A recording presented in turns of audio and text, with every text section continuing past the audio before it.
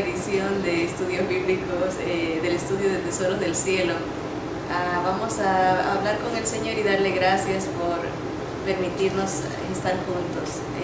Bendito Padre Celestial, a ti venimos con corazones agradecidos porque eres bueno, Señor. No hay nadie como tú. Eres santo, santo, santo, justo y verdadero, Señor. Grandes en todos tus caminos, Señor. Te damos gracias por revelarte a nosotros a través de tu palabra, Señor. Te damos gracias por revelarte a nosotros a través de Jesús, nuestro Señor, el único digno de ser adorado y alabado, Señor. Te damos gracias por revelarte a través de las pequeñas cosas, Señor, tus cariños, tus consuelos, Señor, tu gracia. Señor, ¿cómo te manifiestas dándonos sanidad, proveyendo, consolando, fortaleciendo, guiando? Señor, y también te manifiestas, como veremos esta mañana, enseñándonos, regañándonos, castigándonos, hablándonos fuerte muchas veces para que reflexionemos y vengamos a ti, Señor. Te bendecimos porque eres perfecto. Tus pensamientos son mucho más altos que los nuestros, Señor, y tus caminos mucho más que los nuestros también, Señor. Eres maravilloso, Señor. Te bendecimos y te damos gracias por permitirnos alcanzar a tantas personas a través de los medios de internet, Señor, de la tecnología, Señor. Bendice las manos que preparan estos videos, estos CDs, Señor, que tu evangelio se propague, Señor, y alcance a los que más tú desees, Señor. Todas estas cosas pedimos preparando nuestros corazones para escucharte, Señor. Háblanos bien clarito, Señor, bien tiernamente como tú lo sabes hacer. Te bendecimos en el nombre de Jesús. Amén, amén. Bien, hoy vamos a concluir la clase acerca de la benignidad y la bondad que hemos combinado en estas últimas dos sesiones de clase. El Crestotes, como se llama en griego, y el Agatosune, dos cualidades del Espíritu Santo que se unen, se juntan para que nosotros podamos mostrar la ternura de Dios y al mismo tiempo tener la energía de la corrección, de la enseñanza, del a veces castigo, para ayudar a otros a ver a Dios, a entender a Dios. Vimos la semana pasada cómo el Señor nos ha predestinado para obrar, tener buenas obras. Hay un ministerio que cada uno de nosotros tenemos y ese es el propósito de nuestro existir. Dios nos ha preparado obras buenas para que Él se manifieste a los seres humanos a través de nosotros. Vimos cómo el Señor nos ha dado talentos, ¿verdad? Unos da de acuerdo a su capacidad, y cómo nos ha dado dones, cómo ha dado ministerios, cómo ha dado ministraciones, ¿verdad? Cosas que Él nos permite hacer para su gloria. Todo es para la gloria del Señor. Y en esta mañana vamos a profundizar un poquito más acerca de la bondad. Siempre creo que malinterpretamos la bondad. Esa palabra la tomamos como más como debilidad, ¿verdad? Como algo que alguien que tiene que aguantar mucho. Pero hemos visto que en el original la idea de bondad es algo más enérgico, algo más activo, más atento en corregir. Vimos cómo es importante que haya benignidad y bondad para que no sea desbalanceado una corrección muy fariseica o una tolerancia que enferma, ¿verdad? Que no beneficia. Hoy vamos a ver a través de las Escrituras cómo funciona mejor la bondad, ¿verdad? La agatosune. Vamos a abrir en el libro de Tito. Esta carta, o a Tito más bien, fue escrita esta carta a Tito por Pablo. Es una carta de muchos consejos de parte del apóstol en su experiencia está encomendando los ministerios tanto a Timoteo como a Tito y les da muchas instrucciones. Y en el versículo, desde el versículo 1 del capítulo 3, Tito 3, del 1 en adelante, pueden, cada vez que vean la palabra buena obra o bondad, subrayarlo, porque es acerca de eso que vamos a hacer el énfasis. Tito 3, del 1 en adelante. Dice Pablo a Tito: recuérdales que se sujeten a los gobernantes y autoridades, que obedezcan, que estén dispuestos a toda buena obra. Ahí está nuestro trabajo, ¿verdad? Hacer buenas obras. Que a nadie difamen, que no sean pendencieros, sino amables, mostrando toda mansedumbre para con todos los hombres. Esas son algunas de las características de las buenas obras, ¿verdad? En el versículo 2 del capítulo 3. No difamar, no gastar el dinero sin ningún control, ¿verdad? Sino siendo amables, mostrando mansedumbre. Esas son las buenas obras. Ahora, versículo 3. Porque nosotros también éramos en otro tiempo insensatos, rebeldes, extraviados, esclavos de concupiscencias y deleites diversos, viviendo en malicia y envidia, aborrecibles y aborreciéndonos unos a otros. Ahí vemos el contraste de los que no tienen al Señor. ¿Qué es lo que los maneja, los guía, ¿verdad? Sus propias pasiones y la rebeldía, no la necedad. Versículo 4. Pero cuando se manifestó la bondad, acuérdense, ahí pueden subrayar bondad, y acuérdense que bondad es la acción de enseñar, corregir, castigar. Cuando se manifiesta esa acción de nuestro Señor Jesucristo, nuestro Salvador, ¿Él qué hace? Miren en el versículo 4, dice: pero cuando se manifestó la bondad de Dios nuestro Salvador y su amor para con nosotros, ahí están las dos cosas, nos salvó, no por obras de justicia que nosotros hubiéramos hecho, sino por su misericordia. No nos da lo que nos merecemos, que es el infierno. En su misericordia no nos da eso, nos da gracia, nos da lo que no nos merecemos, ¿verdad? Por su misericordia, por el lavamiento de la regeneración y por la renovación en el Espíritu Santo. Ahí viene el proceso de perdón, ¿verdad? La nueva vida en Cristo, nueva criatura, viene la regeneración, la santidad.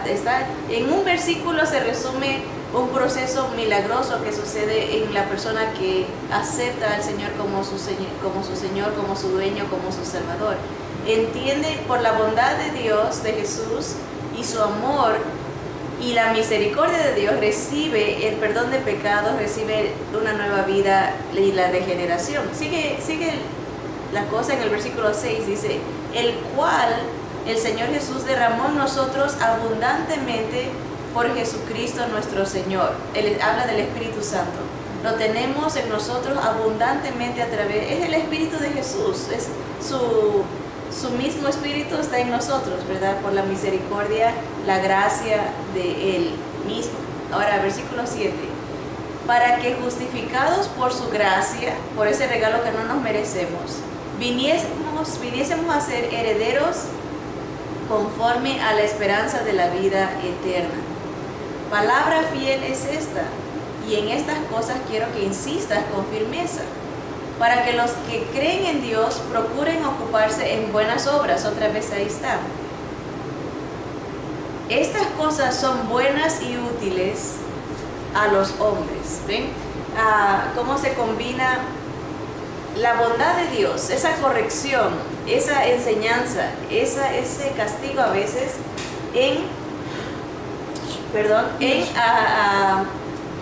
prepararnos para hacer esas buenas obras. El Señor nos da su bondad, nos regenera, nos da nueva vida, para que nosotros en regreso obremos para su gloria. Miren en el versículo 9, dice: pero evita las cuestiones necias y genealogías y contenciones y discusiones acerca de la ley, porque son vanas y sin provecho. Al hombre que cause divisiones después de una y otra amonestación, deséchalo, sabiendo que el tal se ha pervertido y peca y está condenado por su propio juicio, ¿verdad? La necedad. Retrocedamos un poquito en el capítulo 2 de Tito, en el versículo 11 en adelante, dice: porque la gracia de Dios, el regalo de Dios, se ha manifestado para salvación a todos los hombres. La salvación está ofrecida para todo el mundo, enseñándonos que, renunciando a la impiedad y a los deseos mundanos, vivamos en este siglo sobria, justa y piadosamente, aguardando la esperanza bienaventurada y la manifestación gloriosa de nuestro gran Dios y Salvador Jesucristo, quien se dio a sí mismo por nosotros para redimirnos, para comprarnos, sacarnos de toda iniquidad y purificar para sí un pueblo propio, celoso de buenas obras. Ahí está otra vez el propósito de nuestro llamado. ¿Para qué nos salva Dios? Como dice la hermana en el libro, no nos salva para que el domingo nos veamos bonitos en la iglesia. Nos salva para que trabajemos, actuemos en servicio a Él, las buenas obras, no para alcanzar el cielo a través de las obras, sino porque ya tenemos el cielo, obramos en servicio a Él. Y el versículo 15 del capítulo 2 dice: esto habla y exhorta y reprende con toda autoridad, nadie te menosprecie, ¿verdad? Esto enseña, esto corrige, esto reprende, con esa bondad dirige a la gente, ¿verdad? Aconseja a la gente, no te avergüences de decirles lo que es correcto, de exhortarlos. La palabra exhortación es aconsejar, pero va con la idea, ¿verdad? A veces el consejo puede tomar forma de reprensión. El consejo, la exhortación, toma forma de castigo, a veces como corrección, ¿verdad? Y ven cómo se ata todo. El Señor nos corrige, nos reprende, nos enseña, nos castiga en su bondad, y su amor nos salva. Y eso me hizo pensar, muchas veces pensamos que Dios, que a la gente Dios la tiene que alcanzar solo a través de bondad, de cosas, de nuestro pensamiento bondad como amabilidad. No le digas eso porque se puede resentir, se puede afectar. Mejor dile, háblales del amor de Dios, solo amor, amor, amor. Pero Dios nos está enseñando que Él en su bondad, ¿verdad? Nos enseña, Él nos reprende y usa esas circunstancias, esas exhortaciones para encaminarnos a la salvación que Él tiene preparada ya para nosotros. Así que nunca debemos de menospreciar en nuestra vida la manera que Dios nos exhorta, cómo Él nos corrige, cómo nos está reprendiendo a través de las circunstancias, porque en su bondad, es así como se manifiesta su bondad, corrigiéndonos para cuidarnos, para incentivarnos a que hagamos las buenas obras que Él ya ha preparado para nosotros. Eso lo vamos a ver mucho más claramente con algunos ejemplos. Siempre hemos visto que el Señor en las Escrituras nos pone muchas historias para que aprendamos de ellas. Y vamos a ver en Mateo capítulo 21 cómo la bondad de Dios se manifiesta de una manera fuerte, de una manera severa, para que la gloria de Dios se manifieste, su propósito se cumpla. Mateo capítulo 21 versículo 12, y es la historia de cuando el Señor entra al templo y tumba todas las mesas, todas las monedas de los cambistas que están ahí. Veamos eso en el versículo 12 del capítulo 21 de Mateo. Dice: y entró Jesús en el templo de Dios y echó fuera a todos los que vendían y compraban en el templo. Miren, los echa, los corre. Y volcó las mesas de los cambistas y las sillas de los que vendían palomas. Y les dijo: escrito está, mi casa, casa de oración será llamada, mas vosotros la habéis hecho cueva de ladrones. Versículo 14, y vinieron a él en el templo ciegos y cojos, y los sanó. Versículo 15, pero los principales sacerdotes y los escribas, viendo las maravillas que hacía, y a los muchachos aclamando en el templo y diciendo: Hosana al hijo de David, se indignaron y le dijeron a Jesús: ¿oyes lo que estos dicen? Y Jesús les dijo: sí, ¿nunca leísteis de la boca de los niños y de los que maman perfeccionasteis la alabanza? Y dejándolos salió fuera de la ciudad a Betania y posó allí. Ven, esta historia nos permite ver la bondad de Jesús de una manera enérgica. Nadie nunca pensaría en Jesús, o no nos gusta pensar en Jesús con esta cualidad, ¿verdad? Él entra, imagínense Jesús nuestro Señor, manso, humilde, perfecto en todos sus caminos, y empieza a correr a la gente del templo. Dice que ¿qué palabra exactamente dice? Dice que los echó fuera, los saca y les voltea todos sus mesas y las cosas que tienen. Una bondad activa, corrigiendo lo que estaba mal.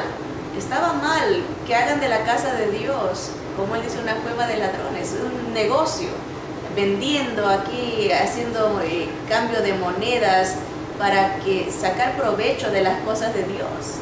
Eso indigna a Dios, que se use su obra para sacar ventaja económica, ¿verdad? Y está corrigiendo, pero miren el resultado de esa corrección enérgica, de esa prácticamente un castigo, como una reprensión enérgica. La consecuencia está en el versículo 14 y está bien chiquito el versículo y a veces ni se presta atención. Dice: y vinieron a él, la gente vinieron a él, a Jesús, en el templo, ciegos y cojos, y los sanó. El corregir, el reprender, el exhortar fuertemente causó que puedan entrar los que necesitaban entrar, los ciegos, los cojos, y que el Señor pueda manifestar su poder en ellos, ¿verdad? Otro resultado de la corrección, de la reprensión, fue que la gente empieza a alabar a Dios. Hosana, sálvanos ahora, hijo de David. Están reconociendo que Él es un enviado de Dios. Sálvanos.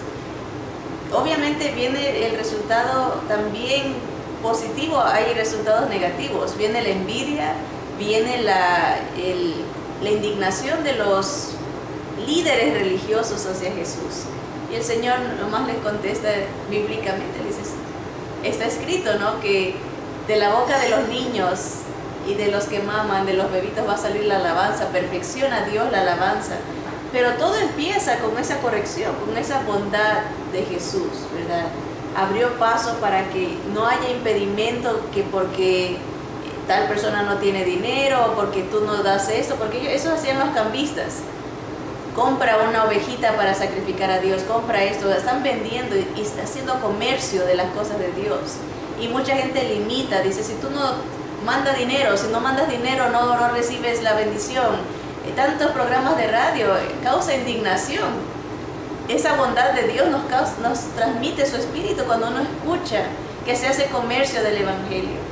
Mándanos tanto, y si mandas más, Dios te va a contestar, ¿verdad? Que Dios tenga misericordia de esa gente, porque miren cómo trata Dios a los que hacen comercio. Los echa fuera, dejen que entre la gente, dejen que reciban mi bendición. No es la bendición de ustedes, es mi bendición, dice el Señor. Pero vemos la bondad enérgica, ¿verdad?, que normalmente no la relacionamos así.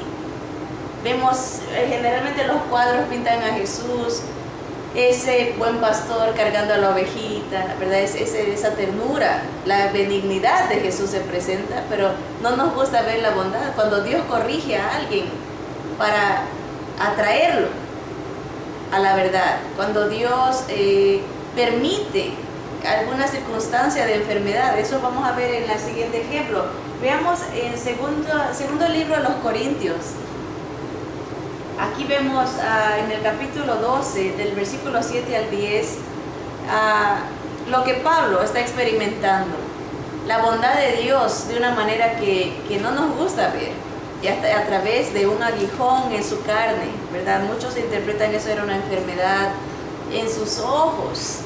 Imagínense, hay otra porción que él dice, si mal no recuerdo, es a los tesalonicenses, parece que les dice que ellos si hubiesen querido sacar sus ojos para dárselos a Pablo, porque lo veían sufriendo. Acuérdense que Pablo fue apedreado, una piedra en la cabeza, lo que puede causar eso, una piedra en la cara, cómo su cuerpo, su físico ha de haber mostrado. Él decía, tengo las marcas de Cristo, las cicatrices de su sufrimiento por el Evangelio, ¿verdad? Huesos partidos, ¿verdad? Según los historiadores, Pablo era una persona chiquita, con ojos juntos, narizón, ¿verdad? Piernas arqueadas, con una voz aguda. Dice, así lo describen, que era, él dice a los corintios, yo sé que mi voz no es agradable, era como chillona su voz. Y aparte tantos golpes, una vez lo dejaron como muerto. ¿Cómo estarían sus ojos, verdad? Su cara, su apariencia era, a veces yo me imaginaba a Pablo guapo, ¿verdad? Así bien fuerte, porque escribe de una manera maravillosa. Y él mismo dice, mi escritura es tan diferente a mi manera de hablar.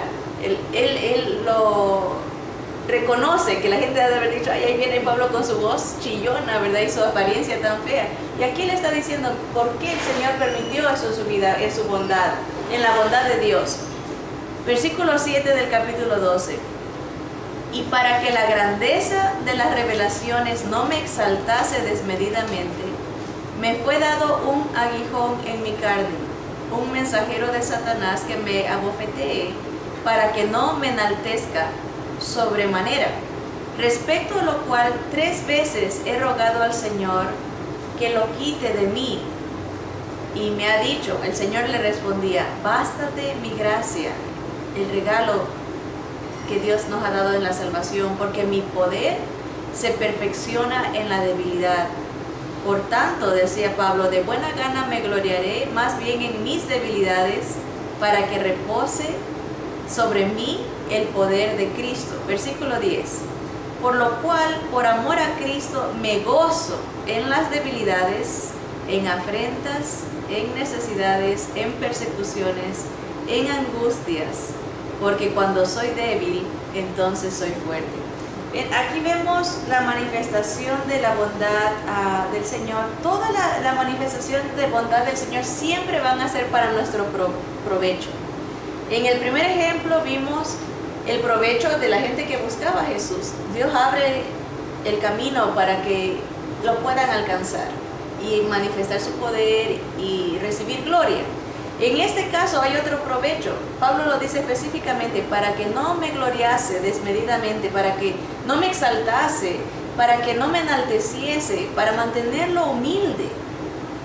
Hay un provecho espiritual en esta bondad de Dios, en esta reprensión, en esta enseñanza, en esta corrección, en esta pareciera castigo de Dios, pareciera, ¿verdad? En la bondad de Dios está permitiendo esto para mantener a Pablo en órbita, ¿verdad? Para mantenerlo encaminado, porque era un hombre que había ido hasta el cielo.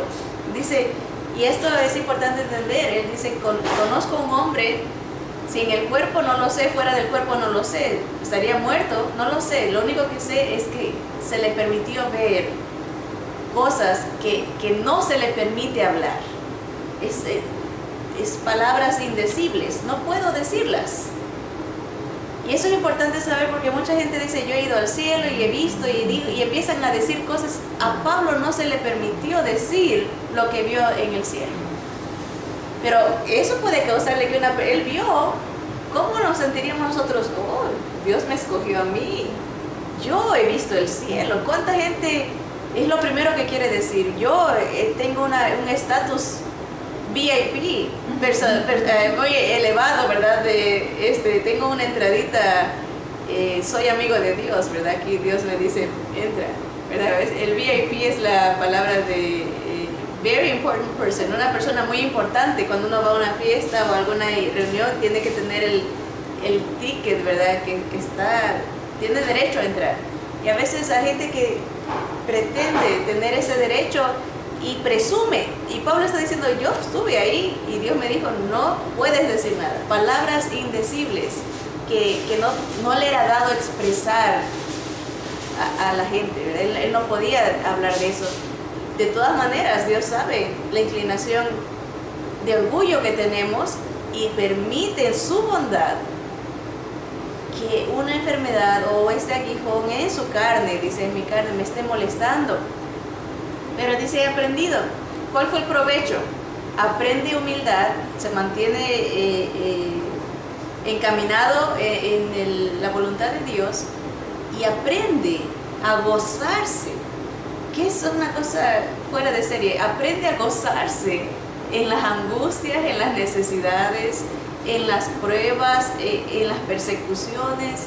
Eso es un milagro, que uno aprenda a través de esta bondad de Dios, ese cambio en la actitud de uno, que en lugar de estar renegando, en lugar de estar protestando, en lugar de estar cuestionando a Dios, decir, me gozo en la debilidad, porque cuando soy débil, Dios es fuerte en mí, ¿verdad? Es un rendimiento total. Ese es el provecho de la bondad enérgica de Dios, del lado enérgico, del lado de la corrección, de la reprensión, de la enseñanza, ¿verdad? ¿Cuál fue el propósito del sufrimiento? Evitar perder un siervo. Tremendo. La bondad de Dios se manifiesta en permitir un sufrimiento para no perder un buen siervo. Porque cuando un siervo, una persona, un hijo de Dios se envanece, se pierde la eficacia, se pierde las buenas obras que Dios ha predestinado ya para uno, porque la persona se enfoca en sí misma. ¿Qué ventaja puedo sacar de esta situación? La gloria es para mí, el propósito es bendito de Dios en la corrección, en su bondad, es perfecto para que nosotros sigamos siendo siervos fieles, siervos constantes, humildes, siervos consagrados. El provecho fue en lo doloroso, fue grande, ¿verdad? Hubo ganancia para el reino de Dios, y ese es el termómetro de los sufrimientos en nuestra vida. Cuando pasamos un sufrimiento, Dios nos está bendiciendo, corrigiendo, redarguyendo, ¿verdad? Nos está encaminando, nos mantiene bajo su voluntad, pero hay un beneficio para el reino, ¿verdad? En esa debilidad, miren aquí Pablo, con esa debilidad sirvió al Señor de una manera que ninguno de nosotros hemos podido alcanzar lo que Él ha hecho. Un hombre, ¿verdad? Evangelizó continentes, así como estaba, todo cicatrizado, todo físicamente en desgracia, ¿verdad? Enfermo y todo, el Señor lo usa. Fue beneficio del reino. Y eso vayamos aplicándolo a nuestras vidas. A veces vendrán sufrimientos que Dios permite en su bondad para provecho nuestro y bendición de su reino, ¿verdad? Siempre va a ser para provecho nuestro y para ganancia del reino. Ok, vamos viendo dos casos. Vamos a ver un caso tremendo que se aplica aún a nuestros tiempos, muy real, en Hechos, en el libro de los Hechos, capítulo 8, versículos del 1 en adelante. Hechos 8, del 1 en adelante. La persecución. Una persecución que uno creyera que ha pasado, que eso es del pasado, y lamentablemente sigue. Pero apliquemos la enseñanza en la bondad de Dios. Está permitiendo que esto sea para provecho de los creyentes y del esparcimiento del reino. Nuestros hermanos, especialmente en Irak, están siendo asesinados a diario. Niños, mujeres, ancianos, perseguidos, asesinados por la causa del reino, ¿verdad? El Señor ya empieza a hacer su cosecha. Eso es como yo lo veo. El Señor viene pronto y ya empieza a llevarse a sus hijos. Los muertos en Cristo resucitarán primero, luego nosotros los que vivimos, los que hayamos quedado, no precederemos a los que durmieron, seremos encontrados, oiremos la trompeta, al sonar de la trompeta, con voz de arcángel, ¿verdad? Y nos encontraremos con el Señor. Ya empieza la cosecha, pero Satanás siempre ha usado esto, pero le sale mal, le sale contraproducente, porque Dios en su bondad lo usa para beneficio, provecho nuestro y esparcimiento del Evangelio. Hechos 8 del 1 en adelante. Dice, y Saulo consentía en su muerte, hablando de Esteban. En aquel día hubo gran persecución contra la iglesia que estaba en Jerusalén, y todos fueron esparcidos por las tierras de Judea y de Samaria, salvo los apóstoles. Y hombres piadosos llevaron a enterrar a Esteban e hicieron gran llanto sobre él. Y Saulo asolaba la iglesia, la perseguía, y entrando casa por casa, arrastraba a hombres y a mujeres y los entregaba en la cárcel. Miren, un hombre tan religioso, y eso es lo que hace la religiosidad, no la vida nueva en Cristo, no la nueva vida en el Señor. La nueva vida en el Señor es todo lo contrario. El que es religioso es severo contra los que no creen como él. En este caso el Islam está haciendo de las suyas, ¿verdad? El que no cree como ellos, que ruede la cabeza. El que no cree como ellos, que quítenle lo que tiene, lo que hacía Pablo, casa por casa. Arrastraba a la gente que creía en el Señor y no creía como él. Versículo 4 dice, pero los que fueron esparcidos, los hermanos, iban por todas partes anunciando el Evangelio, ¿verdad? Ven el provecho, se están huyendo, están perdiendo sus casas, pierden su lugar de vivienda, ¿verdad? Su ciudad, tienen que huir, pero el Señor usa eso para que vayan predicando a otros. Versículo 5, entonces Felipe, descendiendo a la ciudad de Samaria, les predicaba a Cristo. Y la gente unánime escuchaba atentamente las cosas que decía Felipe, y oyendo y viendo las señales que hacía. ¿Ven? Los discípulos se esparcen, ¿verdad? Felipe, evangelista, esparce el evangelio, todo a través de esta circunstancia en la bondad de Dios. Obviamente el que está sufriendo en ese momento, no creo que tenían todavía el discernimiento para decir esto es bendición, pero aprovecharon la bendición para anunciar el evangelio. A veces cuesta un poquito para que uno agarre esa mentalidad. En el momento que está sufriendo no la ve como bendición, pero a medida que uno empieza a conocer al Señor, empieza a conocer su manera de trabajar, cómo trabaja en mi vida, y nos hace ser más observadores, menos quejumbrosos, ¿verdad? El beneficio. ¿Cuál fue el beneficio de la persecución? La salvación de muchos. Ese fue siempre va a haber un beneficio, acuérdense, siempre va a haber un beneficio, un provecho en la bondad de Dios. Analícenlo en su vida, analícenlo en la vida de su familia, de sus hijos. Cuando pasan por una circunstancia difícil, va a haber un provecho. Es la bondad de Dios que está permitiendo eso, para reprenderlos, para enseñarles, para corregirlos, para castigarlos, para atraerlos a Él. Ese es el provecho. Aquí mucha gente se salvó gracias a la bondad en forma de persecución. Esa fue la bondad del Señor. Vamos a ver ahí mismo en Hechos capítulo 18, unas páginas más adelantito, del versículo 5 al 6. Hechos 18, de versículos 5 y 6. ¿Qué otra situación en la bondad de Dios se da?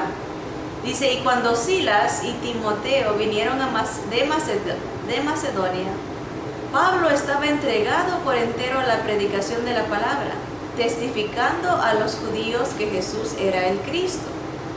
Pero oponiéndose y blasfemando estos, les dijo, sacudiéndose los vestidos, vuestra sangre sea sobre vuestra propia cabeza. Yo, limpio, desde ahora me iré a los gentiles. Ven, aquí algo bien serio, está pasando a algo fuerte, ¿verdad? El lado bondadoso de Pablo, enérgico, reprendiendo, ¿verdad? Está predicando la palabra, está con los judíos. Él era judío y él quiere alcanzar a su pueblo primero. Está hablándoles de Jesús. Él es el ungido, él es el escogido de Dios, él es el que se ha profetizado. Miren, las escrituras se cumplen en Jesús. Les está tratando de persuadir a través de, dice, entregado por entero a la predicación del Evangelio. Pablo está entrado en este propósito, ¿verdad? De abrirles los ojos, pero los judíos empiezan a blasfemar, a rechazar el mensaje de Dios a través de Pablo, y Pablo nomás los ve. Dice que se limpia, ese era un gesto judío, una costumbre judía. Cuando es rechazada la persona se sacuden los vestidos, como dice, el polvo de los pies, como diciendo, no quiero tener estoy limpio de ti, me lavo las manos, por decirlo así. Yo ya cumplí con la buena obra que Dios me mandó a hacer contigo, de darte el mensaje. Tú no lo aceptas, estoy limpio, dice, yo limpio de usted, vuestra sangre sea sobre vuestra propia cabeza. Lo que les está diciendo, ustedes son responsables de su decisión. Yo no voy a dar cuentas por lo que ustedes, yo voy a dar cuentas por lo que Dios me encomendó a mí hacer. Les está diciendo, ustedes son responsables, el juicio sea sobre sus propias cabezas. Pero esa bondad de Pablo, esa energía, esa corrección, les dice, este es el provecho. Ahora, desde ahora me voy para con los gentiles, con los que no son judíos, con cada uno de nosotros. Y gracias a Dios que en su bondad permite esta circunstancia, porque si no, imagínense, Pablo es el que va para Italia, se va a Roma, se va a España, se va a todo lo que es Asia, se va para las áreas de Grecia, todo, y lugares cosmopolitas que eran puertos donde la gente ahí se va. Un convertido se llevaba la palabra a otro lado y se esparce. Qué bendición, ¿verdad? La bondad, la energía, la corrección de Pablo causó un cambio de ministerio. Y esto es importante entenderlo. Muchas veces Dios en su bondad, en esa energía correctiva, cambia el camino del ministerio en que estemos. Vamos a ver esto un poquito más. Déjenme leerles esto. Dice, esta oposición y ataque que muchas veces tenemos que recibirla nosotros, es parte de ser mensajero de Dios. Todos los profetas fueron rechazados, todos los discípulos, los apóstoles fueron asesinados. Todo el que trae un mensaje de Dios no es bien recibido, ¿verdad? Es por los que se van a condenar. Por los que se van a salvar son receptivos, ¿verdad? Amorosos, y lo incentivan, fomentadores del mensajero, ¿verdad? Lo apoyan. Pero los que se van a oponer y van a atacar, Dios los va a usar a ellos para encaminarnos al ministerio que Dios nos quiera mandar. En este caso, Pablo estaba entregado a la predicación a los judíos. Hay oposición, hay ataque. Pablo usa la energía del Espíritu Santo para exhortarlos, corregirlos, reprenderlos, prácticamente castigarlos, y la sabiduría de Dios para decir, ya cumplí la buena obra que Dios me mandó, ahora Dios me está mandando para otro lado.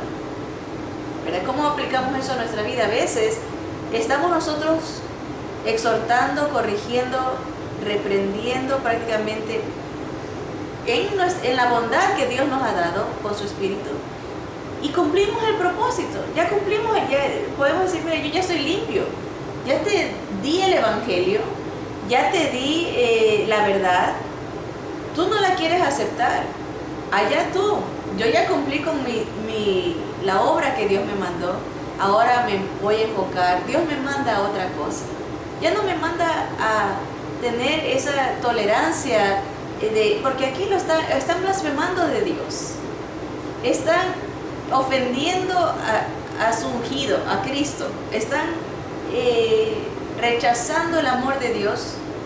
Pablo dice no, ese es el límite, ¿verdad? Él entiende en la sabiduría que Dios le da, que ya él cumplió con la bondad que Dios le dio a él, con ese depósito. ¿Se acuerdan? La semana pasada hablábamos que Dios nos da un depósito, como nos encomienda ciertas cosas.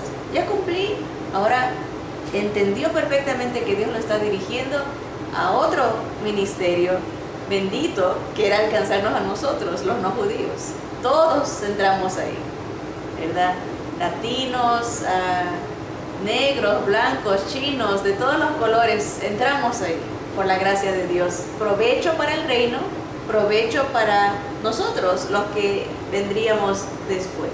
Vamos a ver un ejemplo más de una bondad que trae provecho, una bondad, algo enérgico. Mateo 27, regresemos a Mateo 27, en el versículo 50 y 51. Mateo 27, 50 y 51. Dice, está el Señor en la cruz del Calvario, ya en sus últimos minutos de vida, agonizando, ¿verdad? Y clama a gran voz. En el versículo 50 dice, mas Jesús, habiendo otra vez clamado a gran voz, entregó el Espíritu. Sabemos que lo último que dijo, Padre, en tus manos encomiendo mi espíritu, eso lo grita a gran voz. Mateo no nos dice eso, nomás nos habla de la tercera palabra, Elí, Elí, lama sabactani, Dios mío, ¿por qué me has desamparado? Le está preguntando al Señor para que nosotros sepamos la razón por qué lo desampara, ¿verdad? Por nuestra culpa, por nuestros pecados. Está sufriendo el castigo, está sufriendo la bondad de Dios, ¿verdad? Esa reprensión por nuestra culpa, el castigo por nuestra culpa, está sufriendo. El versículo 51 dice que después de que Él entrega el Espíritu, y he aquí el velo del templo se rasgó en dos, de arriba abajo, y la tierra tembló y las rocas se partieron, ¿verdad? Y dice el versículo 53 que alguna gente resucitó, salió de los sepulcros, hubo una manifestación sobrenatural. En el momento que el Señor muere, se cierra el capítulo, ¿verdad? Se cumple todas las escrituras de lo que tenía que pasar el Mesías, de ser despreciado, desechado por los hombres, un varón de dolores, experimentado en quebranto. La gente esconde de él el rostro, lo menosprecia, pero el herido fue por nuestras rebeliones, molido, ¿verdad? Estrujado, ¿verdad? Fue su carne, fue torturada a lo máximo, fue molido por nuestros pecados. El castigo de nuestra paz fue sobre él, y por su llaga somos nosotros curados. El Señor sufre en la bondad de su Padre por nosotros, ¿verdad? Eso es un poquito de cómo mucha gente no entiende esto. Dice el Padre verdugo, ¿verdad? Cómo tortura. Él está viendo el provecho del reino, en la bondad de Dios Padre y Dios Hijo, obviamente son uno, ¿verdad? El Señor se ofrece tomar nuestro lugar. ¿Y cuál es el resultado? Se rompe el velo de arriba abajo. Había un velo que no dejaba llegar al lugar santísimo. Había un velo que no dejaba a la gente ver a Dios.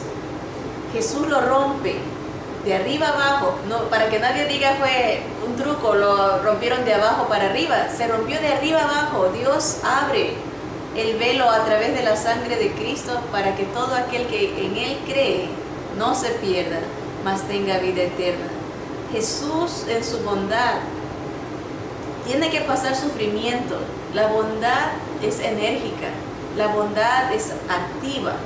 Él se ofrece para beneficiar el reino y algún día escuchar de su Padre, bien buen siervo, ¿verdad? El Señor fue fiel y le va a decir, en tu nombre se va a doblar toda rodilla de los que están en el cielo, en la tierra y debajo de la tierra, y van a confesar que tú eres el Señor, ¿verdad? Que tú eres Dios, que tú eres digno, ¿verdad?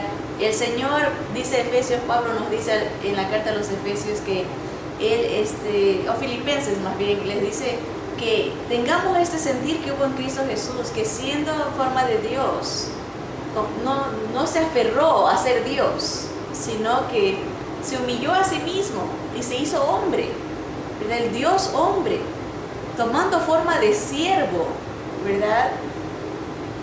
Aguanta hasta la muerte, obedece hasta la muerte y muerte de cruz, una muerte vergonzosa, ¿verdad?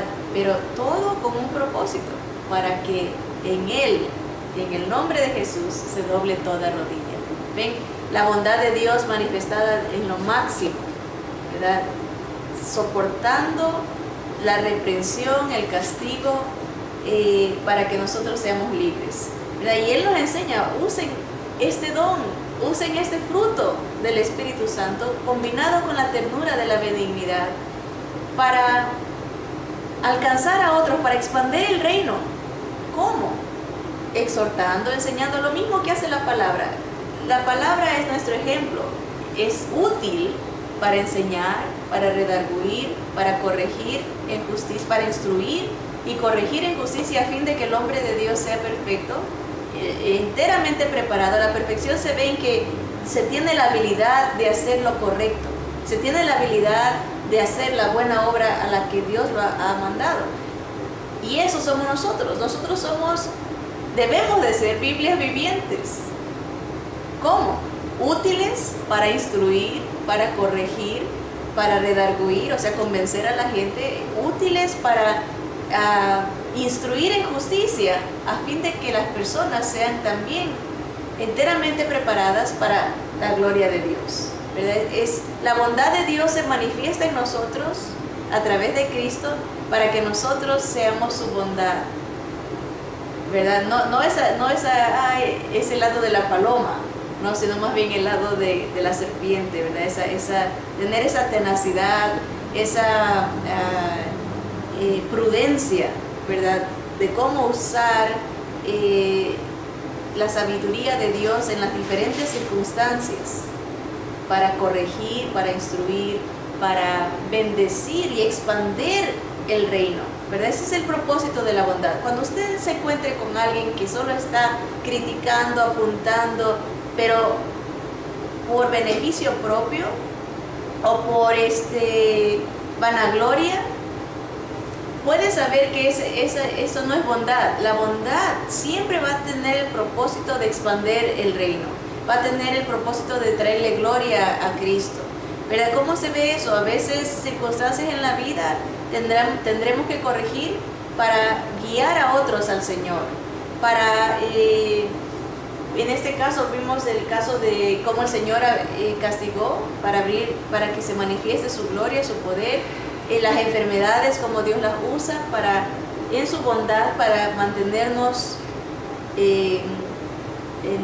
encaminados en su voluntad, las persecuciones, como Dios las usa para expandir el Evangelio, ¿verdad?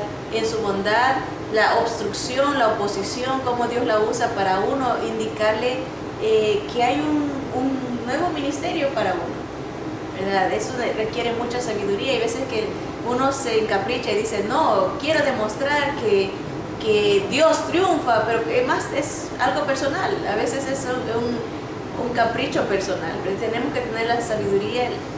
¿Dónde se aplica la bondad? Siempre la bondad va a traerle gloria a Dios.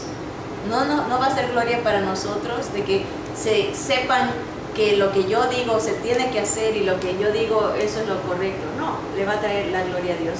Así que vamos a terminar, hermanos. Esta semana acabamos estos frutos, la benignidad y la bondad, y nos quedan 3, que será la fe, la mansedumbre y la templanza. Ya nos acercamos al fin de esta clase, de esta sesión.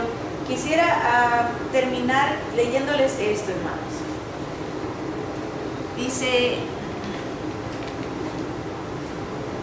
en este concepto, hablando de la bondad y de cómo se manifiesta, nosotros como padres lo entendemos. Un padre, porque hay mucha gente que dice, ¿cómo puedo diferenciar entre benignidad y bondad? ¿Cómo puedo tener ternura y tener corrección? Y nos pide que pensemos en nuestra actitud como padres.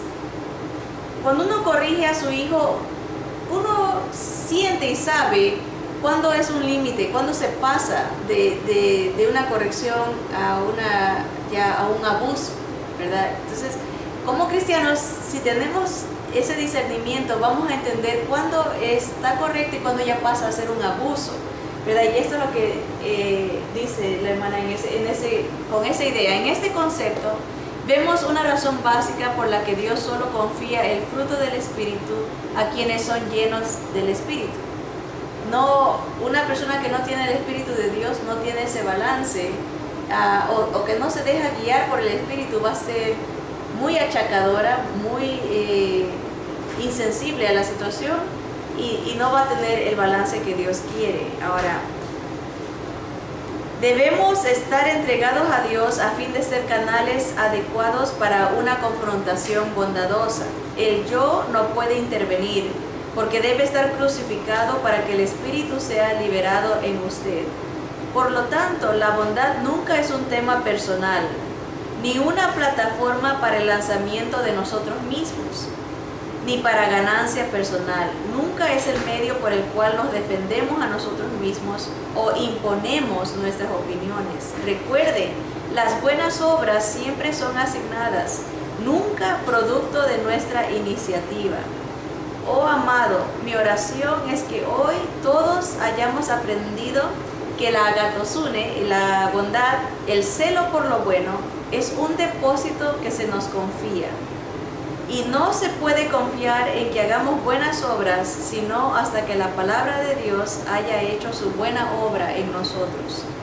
Si no podemos aceptar que la palabra de Dios nos enseñe, nos redarguya, nos corrija y nos instruya para nuestras vidas, entonces no podremos ser canales para enseñar, redarguir, corregir e instruir a otras vidas. Que Dios nos ayude a hacer la diferencia usando estos atributos de su Santo Espíritu. Oremos. Bendito Padre Celestial, a ti sea toda la gloria. Señor, te damos gracias por tu bendita palabra, las historias y las cosas que has permitido a través de la vida de otros para enseñarnos en tu bondad, instruirnos, corregirnos, redarguirnos, Señor, como Padre tú usas el castigo también para disciplinarnos, educarnos, enseñarnos tu voluntad, Señor. Danos a discernimiento, esa visión. Danos más de ti, Señor. Gracias porque tú lo prometes y lo hemos leído, que tú nos das abundantemente de tu Espíritu, Señor. Ayúdanos a glorificarte a través de Él, Señor, a servirte, que nosotros menguemos, desaparezcamos completamente y la luz de Cristo brille a través de nuestras buenas obras, Señor. Te bendecimos y te damos gracias en el nombre de Jesús. Amén, amén. Que Dios nos bendiga.